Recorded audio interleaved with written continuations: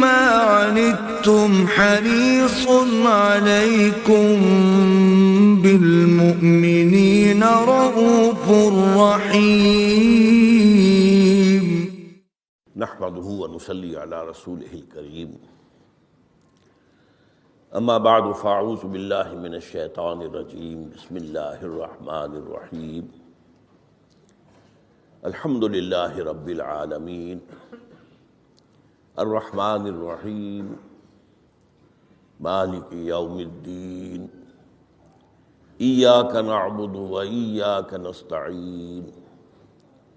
اهدنا الصراط المستقیم صراط الذین انعمت علیہم غیر المغضوب علیہم ولا الضالین آمین. ما اصاب من مصیبت الا باذن اللہ ومن یؤمن باللہ یہد قلبہ واللہ بکل شیء علیم. وقال عز وجل كما ورد في سورة الحديد ما أصاب من مصيبة في الأرض ولا في أنفسكم إلا في كتاب من قبل أن نبرأها إن ذلك على الله يسير لكي لا تحصوا على ما فاتكم ولا تفرحوا بما آتاكم والله لا يحب كل مختال فخور. وقال عز وجل كما ورد في سورة الانشراح إن مع العسر يسرا إن مع العسر يسرا. صدق الله العظيم. وعن أبي العباس عبد الله بن عباس رضي الله تعالى عنهما قال كنت خلف النبي صلى الله عليه وسلم يوما فقال یا غلام انی اعلمک بکلمات احفظ اللہ یحفظک احفظ اللہ تجدہ تجاہک اذا سألت فاسأل اللہ واذا استعنت فاستعن باللہ واعلم ان الامة لو اجتمعت على ان ينفعوك بشيء لم ينفعوك الا بشيء قد كتبه الله لك وَإِنِ اجْتَمَعُوا عَلَىٰ أَن يَضُرُّوكَ بِشَيْءٍ لَمْ يَضُرُّوكَ إِلَّا بِشَيْءٍ قَدْ كَتَبَ اللَّهُ عَلَيْكَ رُفِعَتِ الْأَقْلَامُ وَجَفَّتِ الصُّحُفُ. رواہ الترمذی رحمہ اللہ وقال حدیث حسن صحیح. وفی روایت غیر الترمذی احفظ اللہ تجدہ امامک تعرف الى اللہ فی الرخاء یعرفک فی الشدہ واعلم ان ما اخطاک لم یکن لیصیبک وما اصابک لم یکن لیخطئک واعلم ان النصر مع الصبر وان الفرج مع الکرب وان مع العسر یسرا. رب اشرح لی صدری ویسر لی امری واحلل عقدۃ من لسانی یفقہوا قولی. اللہم ربنا الہمنا رشدنا واعذنا من شرور انفسنا. اللہم ارنا الحق حقا وارزقنا اتباعہ وارنا الباطل باطلا وارزقنا اجتنابہ. آمین یا رب العالمین. یہ حدیث نمبر 19 اربعین نبوی کی روح دین کے اعتبار سے ایک بہت ہی اہم مسئلے سے بحث کرتی ہے. اس کے راوی ہے حضرت عبداللہ ابن عباس جن کی کنیت ہے ابو العباس، یعنی ان کے والد کا نام بھی عباس ہے، ان کے بیٹے کا نام بھی عباس ہے. عن ابی العباس عبداللہ ابن عمر ابن عباس رضی اللہ تعالی عنہما. تو اس میں چونکہ جیسا کہ میں نے عرض کیا کہ استعانت باللہ، مدد مانگنی ہو تو صرف اللہ سے مانگ، یہ دین کی روح کا ایک بہت اہم مسئلہ ہے، بہت اہم مسئلہ روح دین. میں نے اسی لیے آج سورہ فاتحہ کی تلاوت کی شروع میں کہ اس مسئلے کی اہمیت جو ہے اس کا آپ کو اندازہ ہو جائے. سورہ فاتحہ جو ہماری نماز کا جزو لازم ہے۔ حدیث نبوی ہے لا صلاۃ لمن لم یقرأ بفاتحۃ الکتاب، سورہ فاتحہ کے بغیر کوئی نماز نہیں ہے، ہر رکعت میں ہم پڑھتے ہیں۔ یا یہ دوسری بات ہے، فقہ حنفی کے مطابق امام پڑھتا ہے اگر جہری انداز میں تو گویا کہ پوری جماعت کی طرف سے ادائیگی ہوئی، لیکن اس پہ اتفاق ہے کہ سورہ فاتحہ ہی اصل نماز ہے۔ اسی لیے ایک حدیث میں جو مسلم شریف میں آئی ہے حضرت ابو ہریرہ سے، سورہ فاتحہ کی تجزیہ کیا گیا ہے مضامین کا، اور وہ حدیث قدسی ہے۔ قسمت الصلاۃ بینی و بین عبدی نصفین، اللہ فرماتا ہے میں نے نماز کو اپنے اور اپنے بندے کے درمیان برابر برابر تقسیم کر دیا۔ بندہ کہتا، اب اس کے بعد ساری تفصیل سورہ فاتحہ کی ہے۔ صلاۃ کہا قسمت الصلاۃ بینی و بین عبدی نصفین، تو ہم تو صلاۃ میں سورہ فاتحہ بھی ہے، پھر اس کے بعد کچھ ہم اور قرآن مجید کی آیتیں پڑھتے ہیں، پھر رکوع بھی ہے، پھر سجود بھی ہے، قیام بھی ہے اور قاعدہ بھی ہے، سب ہے۔ صلاۃ تو منہ کا، لیکن یہ کہ اصل صلاۃ سورہ فاتحہ۔ چنانچہ اس حدیث میں تجزیہ کیا گیا ہے، جب بندہ کہتا ہے، میرا بندہ یہ کہتا ہے الحمدللہ رب العالمین، تو میں یہ کہتا ہوں، اللہ تعالیٰ یہ فرماتا ہے حمدنی عبدی، میرے بندے نے میری حمد کی، تعریف کی، ثنا کی۔ جب بندہ کہتا ہے الرحمن الرحیم، میں کہتا ہوں، اللہ کہتا ہے اثنا علی عبدی، میرے بندے نے میری ثنا کی۔ اور جب بندہ کہتا ہے مالک یوم الدین، تو اللہ فرماتا مجدنی عبدی، میرے بندے نے میری بزرگی بیان کی۔ تو یہ سارا میں اس لیے آپ کو حوالہ دے دیا ہے، آج میں سورہ فاتحہ کا درس نہیں دے رہا ہوں، پوری بات نہیں سنا رہا ہوں، کہ اصل نماز سورہ فاتحہ ہے۔ اب سورہ فاتحہ میں 7 آیتیں ہیں، اور عجیب ترتیب ہے، 3 آیتوں پر ایک جملہ بنتا ہے، الحمدللہ رب العالمین الرحمن الرحیم مالک یوم الدین، آیتیں 3 جملہ 1، پھر 3 آیتوں پر ایک جملہ ہے آخر میں، اہدنا الصراط المستقیم صراط الذین انعمت علیہم غیر المغضوب علیہم ولا الضالین، آیتیں 3 جملہ 1۔ درمیانی آیت ہے 4 نمبر کی، ایاک نعبد و ایاک نستعین، یہ ہے در حقیقت مرکزی آیت، مرکزی ہو گئی، 3 ادھر 3 ادھر،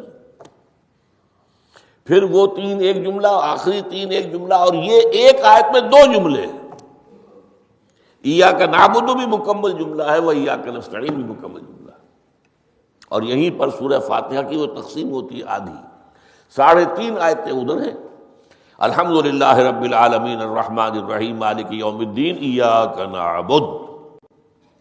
اب واو آ گیا، یہ واو ایسے ہے جیسے کہ آپ ترازو کو پکڑتے ہیں، مٹھ اس کی جو ہے۔ اب 3.5 آیتیں ہیں، وَإِيَّاكَ نَسْتَعِينُ اهْدِنَا الصِّرَاطَ الْمُسْتَقِيمَ صِرَاطَ الَّذِينَ أَنْعَمْتَ عَلَيْهِمْ غَيْرِ الْمَغْضُوبِ عَلَيْهِمْ وَلَا الضَّالِّينَ۔ یہ جو مرکزی آیت ہے، اس میں 2 باتوں کا ذکر ہے، ایاک نعبد، ایک تو ہم اقرار کرتے ہیں کہ اللہ ہم صرف تیری ہی بندگی کرتے ہیں اور کرتے رہیں گے، یہ حال اور ماضی، حال اور مستقبل دونوں کو محیط ہے، اور دوسرا وَإِيَّاكَ نَسْتَعِينُ، اور صرف تجھ ہی سے مدد مانگتے ہیں اور مانگتے رہیں گے۔ یہ گویا کہ دین کا ایک مرکزی نقطہ ہے، جو صلاۃ کا مرکزی نقطہ ہے، وہی در حقیقت دین کا مرکزی نقطہ ہے۔ اب ہم اس پر غور کر چکے ہیں، 40 نبوی کی حدیث نمبر 3 جو ہے وہ اس پر ہے، ایاک نعبد پر، اس میں گفتگو ہو چکی ہے تفصیل سے کہ عبادت کا تصور کیا ہے، جس کے لیے انسان کو پیدا کیا گیا، وما خلقت الجن والانس الا لیعبدون، اور تمام رسولوں کی دعوت کا مرکزی نقطہ ان اعبدوا اللہ ما لکم من الہ غیرہ، زندگی آمد برائے بندگی، زندگی بے بندگی شرمندگی۔ اور اس میں جو کنفیوژن ہم نے پیدا کر دیا ہے کہ عبادت کو عبادات کے مترادف قرار دے دیا، نماز روزہ حج و زکوٰۃ یہ عبادات ہیں، وہ عبادت جس کے لیے ہمیں پیدا کیا گیا ہے وہ یہ چیزیں نہیں ہیں، وہ ہے پوری زندگی میں ہمہ تن ہمہ وقت ہمہ جہت اللہ کی اطاعت۔ ہر وقت نماز تو نہیں پڑھی جاتی، ہر روز روزہ تو نہیں رکھا جاتا۔ یہ جو کہا کہ میں نے صرف تمہیں پیدا ہی اس لیے کیا کہ میری عبادت کرو، تو عبادت سے مراد یہ چیزیں نہیں ہو سکتی۔ یہ در حقیقت اس عبادت کے لیے سپورٹس ہے، جیسے 4 ستون ہیں ان پر چھت ہے، چھت کو سپورٹ دینے کے لیے ستون ہے۔ ستونوں کی معنویت ہی تب ہے جبکہ چھت ہو، ورنہ کیا کہیں گے کس لیے کھڑے کر دیے 4 ستون، پاگل پن ہے کوئی، کس لیے، واٹ فار، جب تک کہ چھت کا تصور نہ ہو۔ شامیانے کے لیے 4 آپ نے بانس کھڑے کیے ہیں، کس لیے، اس شامیانے کو سپورٹ کرنے کے لیے۔ تو اب اس میں جو ایک مضمون آیا وہ یہاں بھی آ گیا اس حدیث میں، تو قرآن مجید کی آیت میں ایاک نعبد و ایاک نستعین، یہ ہے دوسری بات جس پر کہ آج کی ہماری مرکزی جو مضمون ہے وہ یہ حدیث، تجھ ہی سے مدد مانگتے ہیں اور مانگتے رہیں گے۔ اللہ تعالیٰ سے مدد مانگنا، اب آپ یوں سمجھیے کہ مدد جو مانگی جاتی ہے مختلف الفاظ استعمال ہو سکتے ہیں۔ استعانت وہ اس حدیث میں بھی آیا، قرآن میں بھی آیا سورہ فاتحہ میں، ایاک نستعین۔ استمداد مدد طلب کرنا، استنصار نصرت مانگنا، استدعاء کوئی دعا کرنا کسی کام کے لیے، استغاثہ کسی کی دعائی دینا، یہ تمام ایک قبیل کی چیزیں ہیں، ان کو جمع کر دیجیے استعانت۔ اب استعانت ایک تو ہے عام مادی دنیا کے اصول کے اندر میں کسی سے کہوں بھائی مجھے ذرا پانی پلا دینا، یہ بھی استعانت ہی ہو گئی نا، میں نے اپنی ایک ضرورت کو پورا کرنے کے لیے اسے مدد چاہیے، اس میں کوئی شرک نہیں، کوئی برائی نہیں، معلوم ہے یہ ایک عام مادی قوانین کے تحت ہوگا۔ یہ علیحدہ بات ہے کہ حضور کے بارے میں یہ آتا ہے صلی اللہ علیہ وسلم کہ آپ کبھی ایسے کام کے لیے بھی کسی کو نہیں کہتے تھے، یہاں تک کہ اگر آپ سواری پر ہوتے تھے اور آپ کا جو کوڑا ہے وہ نیچے گر گیا تو آپ اپنی سواری کو بٹھا کر یا اتر کر خود کوڑا اٹھاتے تھے، کسی سے کہتے نہیں تھے کہ مجھے ذرا اٹھا دو۔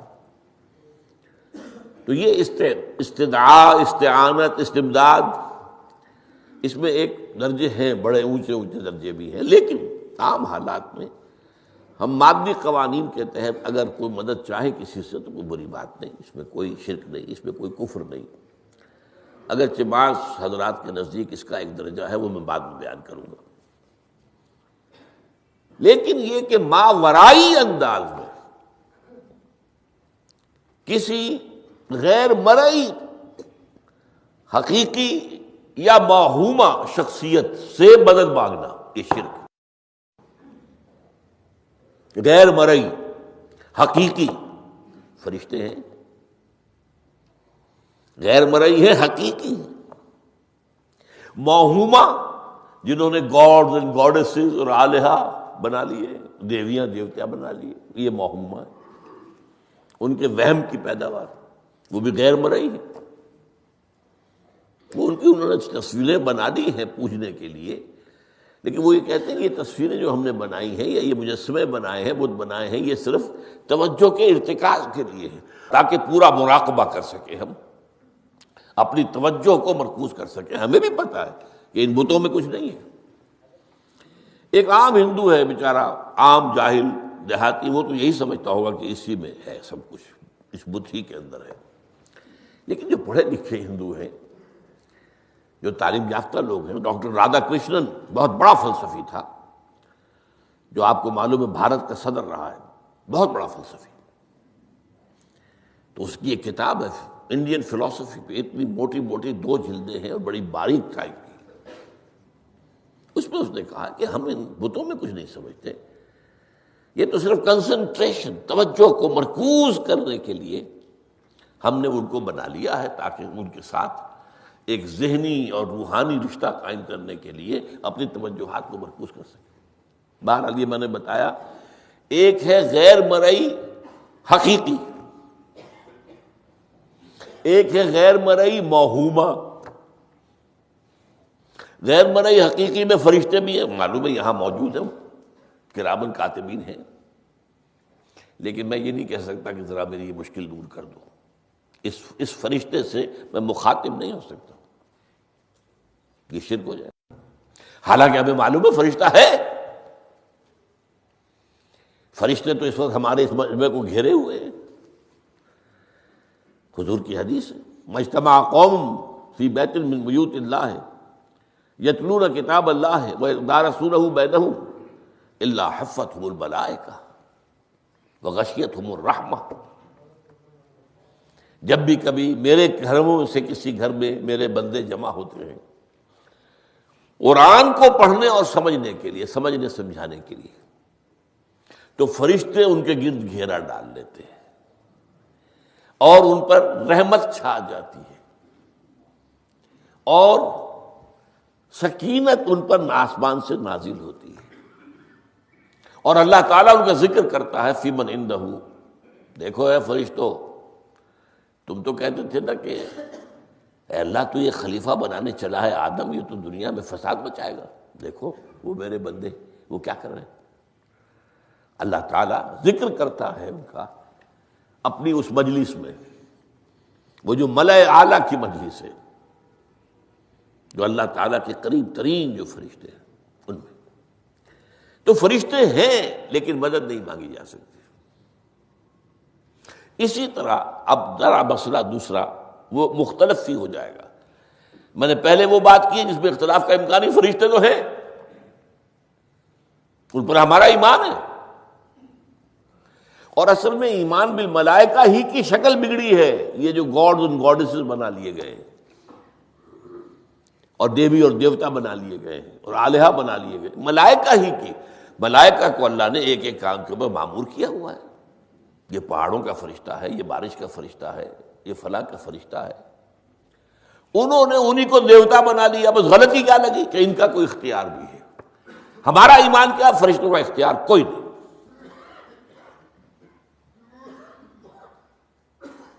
یفعلون ما یؤمرون، جو اللہ حکم دیتا ہے کرتے ہیں، ان کا کوئی اختیار نہیں۔ بس یہ باریک سا پردہ ہے، یہی ایمان بالملائکہ بن گیا ہے، دیویوں دیوتاؤں کی شکل اختیار کر لی۔ عرب کے لوگ خدا کی بیٹیاں کہتے تھے ان کو، یہ فرشتے خدا کی بیٹیاں ہیں، ان کے نام پر انہوں نے لات، یہ مؤنث نام ہے، لات، عزا عزیز کا مؤنث ہے، منات یہ سب مؤنث نام ہے، یہ دیویاں ہیں، یہ اللہ کی بیٹیاں ہیں، فرشتے ہیں اصل میں۔ تو میں نے کہا کہ پہلے میں نے بات کی ہے وہ غیر مرئی کہ جو یقینی ہیں، متفق علیہ ہیں، فرشتے ہیں۔ ایک ہے مختلف فی، وہ یہ ہے کہ اولیاء اللہ کی ارواح بھی، ان کو بھی یہ، اگر یہ قول امام الہند شاہ ولی اللہ دہلوی کا نہ ہوتا تو میں کبھی اس کو تسلیم نہ کرتا۔ ان کا قول ہے کہ اللہ تعالیٰ اپنے جو بڑے محبوب بندے ہوتے ہیں ان کے انتقال کے بعد ان کی ارواح کو بھی فرشتوں کے جو درجہ اسفل ہے، سب سے نچلے درجے کے جو فرشتے ہیں ان میں شامل کر دیتا ہے، اور اللہ کے احکام کی جیسے تنفیذ وہ فرشتے کرتے ہیں وہ بھی کرتے ہیں۔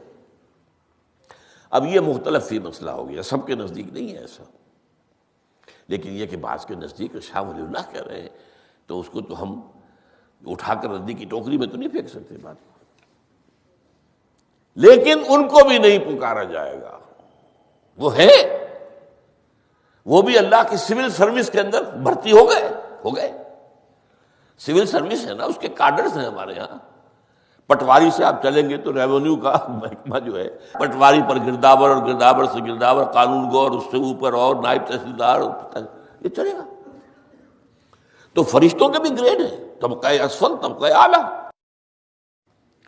تو اگر اللہ تعالیٰ اپنے نیک بندوں کی ارواح کو بھی اس میں شامل کر دے تو ہمیں کیا اعتراض ہے، اور اس کو ماننے سے کوئی شرک لازم نہیں آئے گا۔ ہاں انہیں پکارو گے تو شرک لازم آ جائے گا۔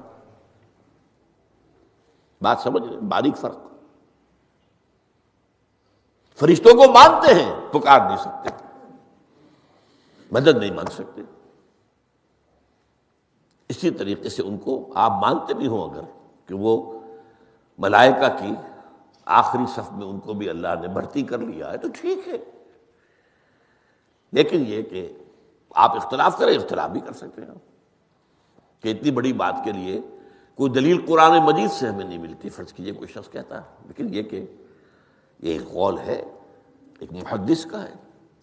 لیکن درجے بعد فرق جو بتا رہا ہوں، ان کو یہ مان لینا کہ فرض کیجئے شیخ عبد القادر جو ہے بغدادی گیلانی رحمۃ اللہ علیہ، ان کی روح اب کہیں آ سکتی ہے، ارواح آ سکتی ہے، جیسے ملائکہ آ سکتے ہیں، آ سکتی ہے.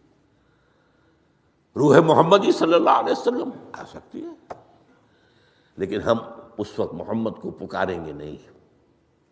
پکارا تو شرک ہو جائے گا، دعوت جب دعا کی تو شرک ہو جائے گا. تو یہ ذرا باریک سا فرق ہے جو ہمارے ہاں اس فرق کو نہ سمجھنے کی وجہ سے ہی یا تو انکار کر دیتے سرے سے، روح آ ہی نہیں سکتی، اور یا یہ کہ پھر ان سے دعائیں اور استدعا اور استغاثہ، تو یہ دونوں میں جو ہے انتہا ہو جاتی. اچھا، دنیا کے قانون کے تحت بھی جو میں نے کہا تھا، میں بتاؤں گا کہ اس کا بھی ایک مرتبہ ہے.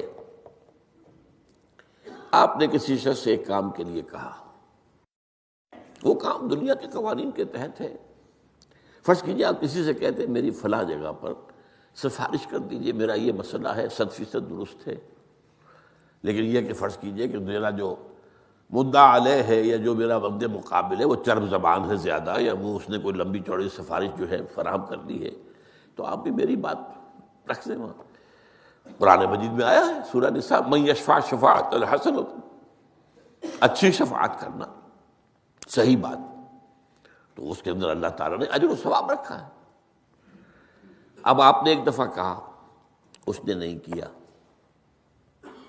دوسری دفعہ کہا، نہیں کیا، پھر کہا، تو یہ میں ایک بزرگ کا قول آپ کو بتا رہا ہوں کہ یہ شرک ہو جائے گا. ایک دفعہ کہا ٹھیک ہے یہ سوال ہے، دوسری دفعہ کہا یہ بھی چلیے معاف، اب تیسری دفعہ، اس کا مطلب یہ کہ آپ نے یہ بات سمجھ لی ہے کہ آپ کا خیر اسی کے ہاتھ میں ہے، اور یہ شرک خفی ہو جائے گا. ٹھیک ہے، آپ نے کہا اگر وہ کر دے ٹھیک، وہ اعتراض نہیں. تو یہ باتیں بھی سمجھنے کی ہیں، کیونکہ آدمی جو ہے اگر پیچھے پڑ جاتا ہے، کہتا رہتا، مطلب معلوم ہوا کہ اس کے ذہن میں یہ بات بیٹھ گئی ہے کہ تمہارا خیر جو ہے، تمہاری بھلائی اسی کے ہاتھ میں نہیں. بہرحال اس تمہید کے بعد اب ہم پڑھ رہے ہیں. حضرت ابن عباس فرماتے ہیں رضی اللہ تعالی عنہ، کنت خلف النبی یوما صلی اللہ علیہ وسلم، ایک دن میں حضور کے پیچھے تھا. اب پیچھے ہونے سے کیا مراد ہے؟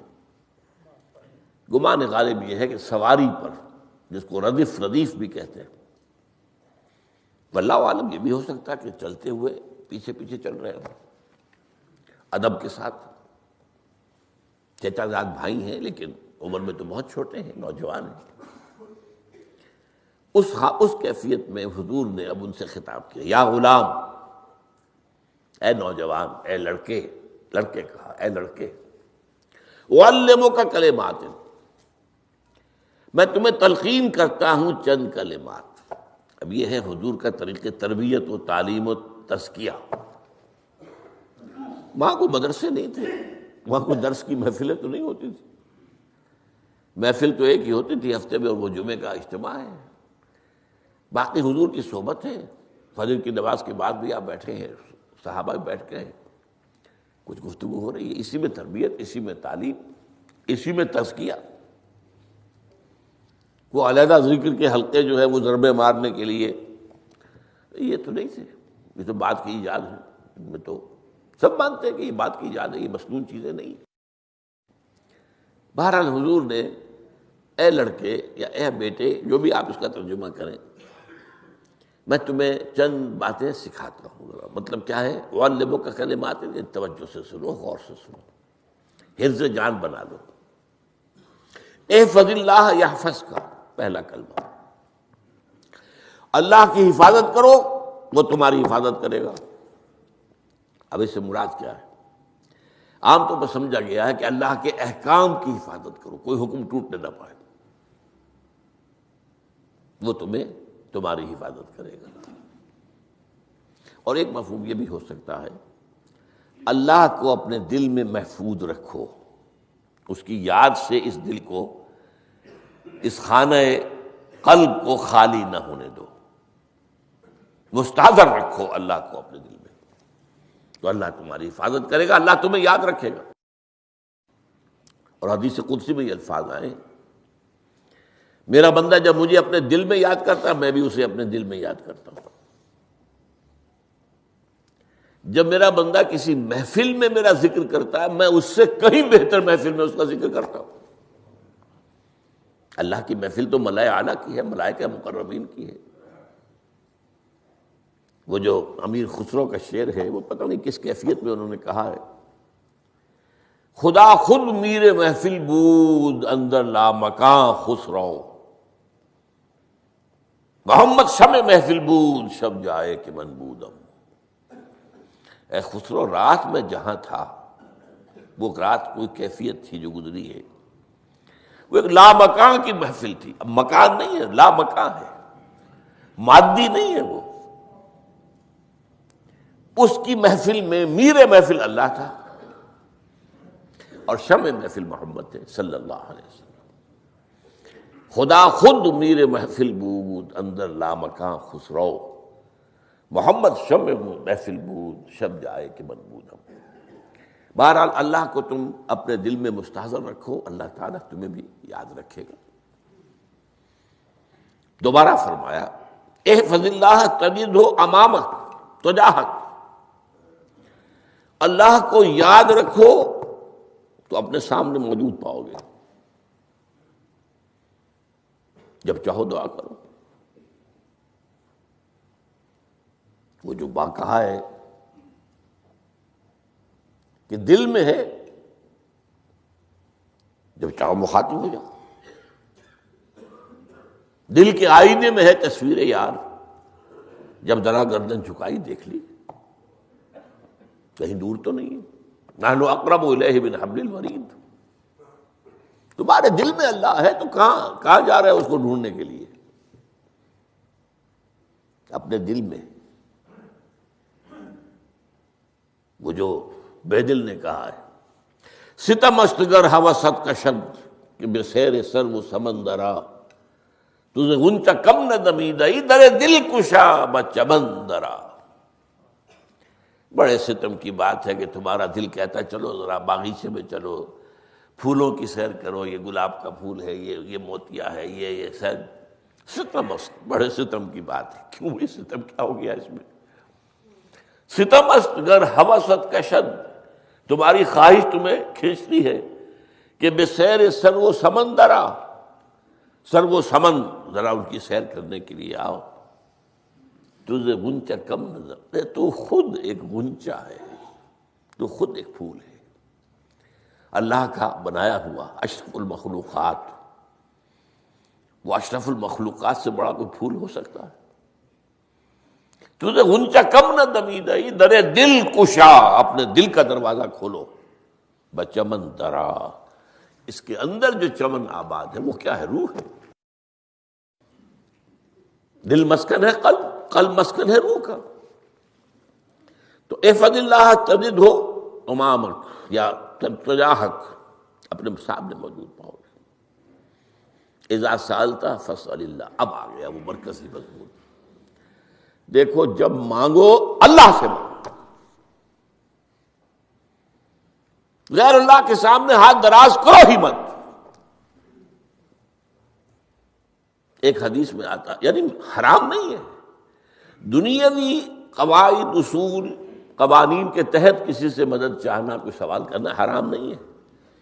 وہ تو میں نے کہا کہ اس پر اصرار آپ کریں گے تو اس میں بو پیدا ہو جائے گی، بدبو پیدا ہو جائے گی شرک کی، لیکن آپ سوال کریں، مدد لیں، اسی پر دنیا قائم ہے، ایک دوسرے کے ساتھ تعاون کے ساتھ۔ لیکن اونچا مقام کیا ہے؟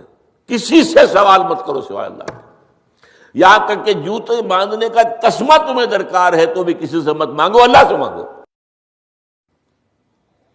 کیا پتہ اللہ کس کے دل میں ڈال دے اور وہ آ کے تمہیں تسمہ پیش کر دے، ہوتا ہے ایسا، بسا اوقات ہوتا۔ جو اللہ کے ساتھ لو لگا کر رکھنے والے ہیں ان کے تو ایسے واقعات ہوتے ہیں کہ دل میں ایک بات آئی اور اس کے بعد وہی بات جو ہے وہ کوئی شخص آ گیا اور اس نے وہ بات پوری کر دی. کیونکہ لوگوں کے دل جو ہے وہ تو اللہ کے دو انگلیوں کے مابین جسے چاہتا پھیر دیتا ہے. کیا پتہ اللہ کسی فرشتے کو انسانی شکل میں بھیج دے. آتا ہے فرشتہ، آتا ہے انسانی شکل میں آتا ہے، آپ کی تکلیف کو رفع کر دے، آپ کی ضرورت کو پورا کر دے. اسی سے مانگو، کسی اور سے مت مانگو. یہ ہے توحید کا لب لباب. یوں سمجھیے اسلام کی جڑ کیا ہے؟ ایمان. اسلام کا جو خارجی نظام عمل ہے، انفرادی اعمال ہو اجتماعی ہو، ان سب کی روح رواں کیا ہے؟ ایمان. ٹھیک، ایک بات ہو گئی. ایمان کا خلاصہ لب لباب کیا ہے؟ ایمان باللہ. جیسے ایمان بالآخرہ بھی ہے، ایمان بالملائکہ ہے، ایمان بالانبیاء ہے، ایمان بالرسل ہے، ایمان بالکتب ہے، ایمان بالقدر ہے، لیکن اصل ایمان. اسی لیے ایمان مجمل میں آپ کو معلوم ہے کسی اور چیز کا ذکر نہیں. آمنت باللہ کما ہوا باسمائہ وصفاتہ وقبلت جمیع احکامہ اقرار باللسان وتصدیق بالقلب. یہ ایمان مجمل ہے. اجمالی طور پر ایمان اس کا نام ہے. ہاں مفصل تفصیلی طور پر آمنت باللہ وملائکتہ وکتبہ ورسلہ والیوم الآخر والقدر خیرہ وشرہ من اللہ تعالی والبعث بعد الموت. تو اسلام کی جڑ ایمان، اور اسلام کا سارا جو نظام عمل ہے، چاہے انفرادی اعمال ہو چاہے اجتماعی، ان سب کی روح رواں ایمان. اور ایمان کا خلاصہ ایمان باللہ. اور ایمان باللہ کا اصل حاصل وہ ہے جو اس حدیث میں آ رہا ہے. اس کے دو ہیں تقاضے: عبادت صرف اسی کی، استعانت صرف اسی سے. اس لیے میں نے سورہ فاتحہ کا تذکرہ شروع میں کیا. یہ عبادت کا جوہر ہے، عبادت کا جو ہے یہ ایمان کا حاصل. عبادت صرف اس کی اور استعانت صرف اس سے. استعانت ہی میں سوال بھی آ گیا، یہ بھی مدد ہے. آپ کسی سے کچھ مدد مالی چاہ رہے ہیں یا کوئی اور مدد چاہتے ہیں، کسی کام میں مدد چاہتے ہیں، جیسے میں نے کہا تھا کہیں سفارش کرانا چاہتے ہیں، یہ بھی ایک مدد ہے. وَإِذَا اسْتَعَنْتَ فَاسْتَعِنْ بِاللَّهِ. اور جب مدد مانگو صرف اللہ سے مانگو.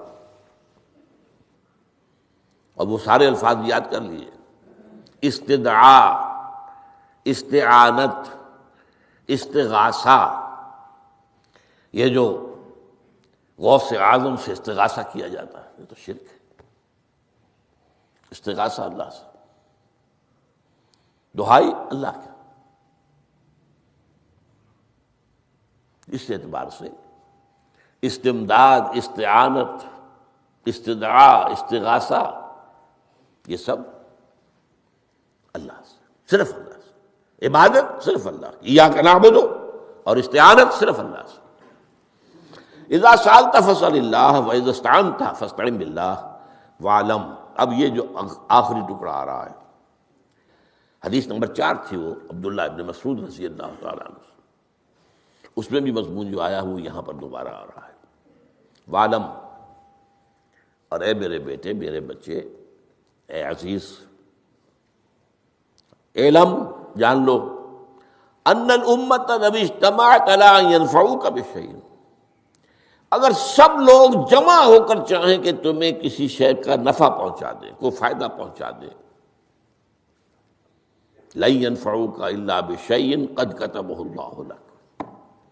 نہیں پہنچا سکتے وہ تمہیں کوئی نفع مگر صرف وہی جو تمہارے لیے اللہ نے لکھ دیا. پھر کیوں مانگو ان سے؟ یہ تو فعل عبث ہو گیا،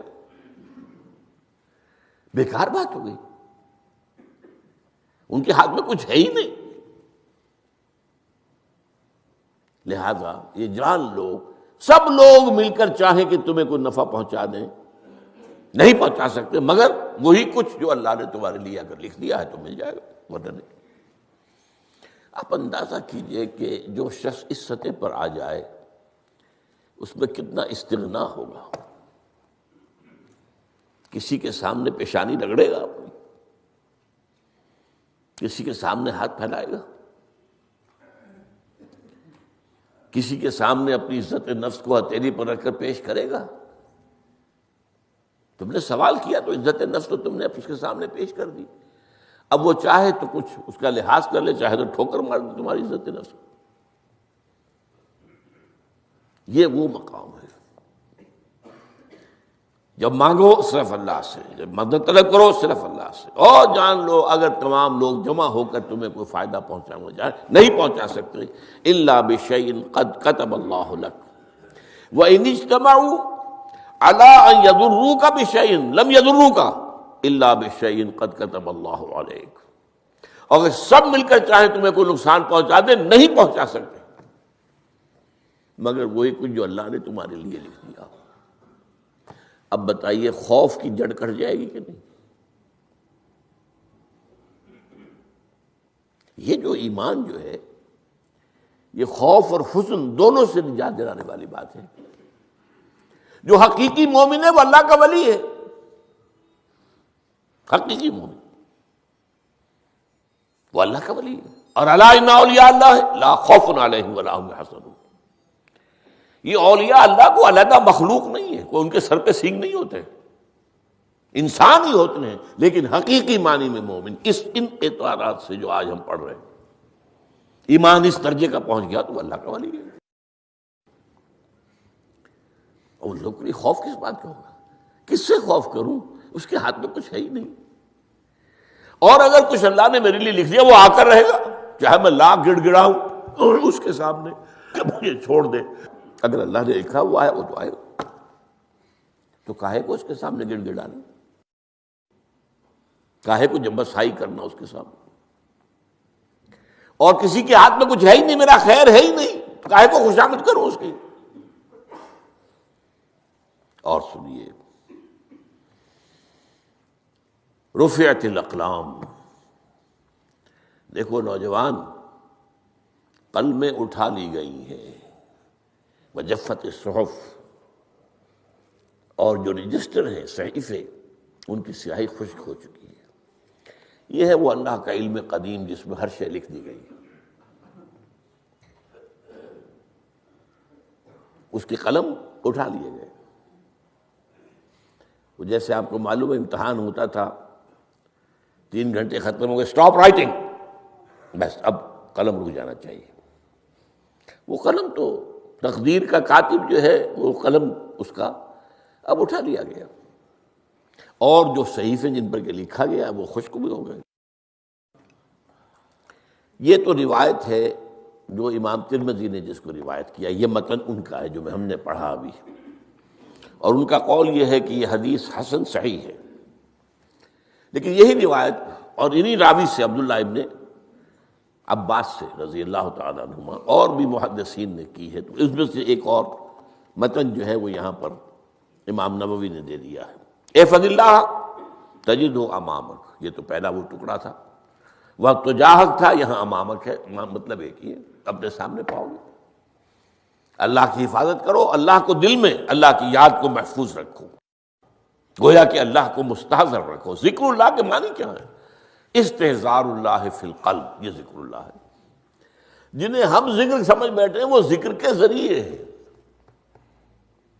اقیم الصلاۃ لذکری، نماز قائم کرو میری یاد کے لیے. نماز ذریعہ ہے یاد کا. یہ علیحدہ بات ہے کہ آپ نے 17 رکعتیں بھی پڑھ لی ہو جو عشاء کی اور یاد آپ کو آئی ہی نہیں کوئی. آپ تو ایک میکینیکل انداز میں جو ہے وہ اٹھک بیٹھک کر رہے ہیں اور آپ کی زبان سے کچھ نکل رہا ہے، اس کا آپ کے شعور سے، دل کی گہرائی سے کوئی رابطہ ہے ہی نہیں. وہ ذکر تو نہیں ہوا. ہاں نماز فرض تھی، وہ ادا ہو گئی، آپ کی فرض ادا ہو گئی. تو جنہیں ہم نے ذرائع، جنہیں ذکر سمجھا وہ ذرائع ذکر ہے. اللہ اللہ سبحان اللہ زبان سے، یہ تاکہ اس کے نتیجے میں وہ ذکر حاصل ہو جائے. استحضار اللہ فی القلب، ذکر کے معنی ہے استحضار اللہ فی القلب. تعرف الی اللہ فی الرخاء. اور دیکھو کشادگی کے وقت میں تم اللہ کو یاد رکھو، اللہ کی طرف رجوع کیے رہو، بھول نہ جاؤ۔ وہ نہ ہو جو کبھی کہا تھا، بہادر شاہ ظفر کے اشعار میں سے بہت زور کا شعر ہے، ظفر آدمی اس کو نہ جانیے چاہے کتنا ہی ہو فہم و ذکا، جسے عیش میں یاد خدا نہ رہی، جسے تیش میں خوف خدا نہ رہا۔ وہ ہے کشادگی کی حالت میں، جبکہ تمہارے لیے کشادگی ہے، اللہ کی طرف رجوع کیے رکھو۔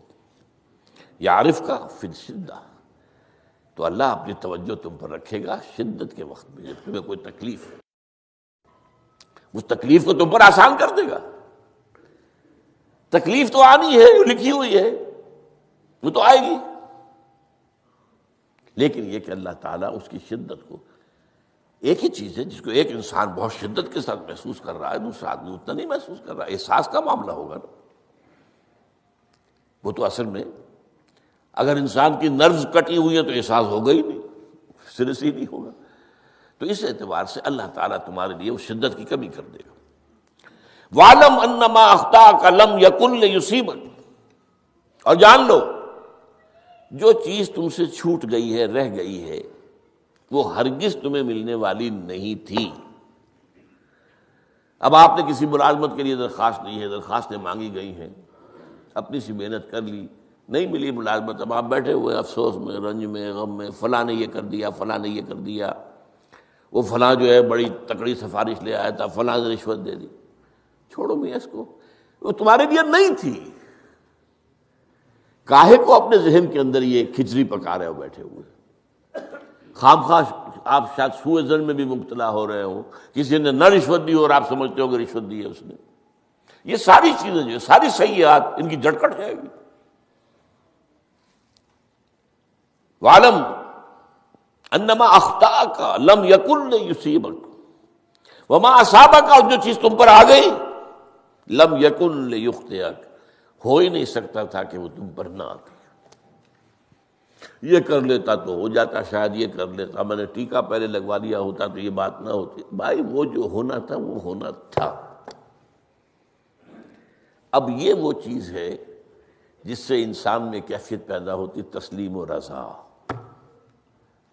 ہم بھی تسلیم کی خو ڈالیں گے، بے نیازی تیری عادت ہی صحیح، اے اللہ جو تو نے چاہا مجھے قبول ہے۔ اسی لیے میں نے آپ کو آیتیں سنائیں سورہ تغابن کی، ما اصاب من مصیبت الا باذن اللہ، کوئی مصیبت نہیں آتی مگر اللہ کے اذن سے۔ ومن یؤمن باللہ یہد قلبہ، جو اللہ پر ایمان رکھتا ہو اللہ اس کے دل کو ہدایت دے دیتا ہے۔ ہدایت کس بات کی؟ تسلیم و رضا۔ ستمشت گر حوست کا شد کہ میں سر سر و سمندرا، نہیں یہ دوسرا شعر میں پڑھنا چاہتا تھا۔ سر دوستاں سلامت کہ تو خنجر آزمائی، نہ شبد نصیب دشمن کے شبد ہلا کے تیغت۔ اے اللہ تیری طرف سے ہے، مجھے قبول ہے، اور بظاہر مجھے تکلیف ہو رہی ہے لیکن یقیناً اس میں میرا کوئی خیر ہے۔ یدک الخیر، تیرے ہاتھ میں تو خیر ہی خیر ہے، جو بھی تیری طرف سے آئے۔ سر تسلیم خم ہے جو مزاج یاد میں آئے۔ اور یہ مضمون جو ہے زیادہ بڑے پیمانے پر سورہ حدید میں آیا ہے۔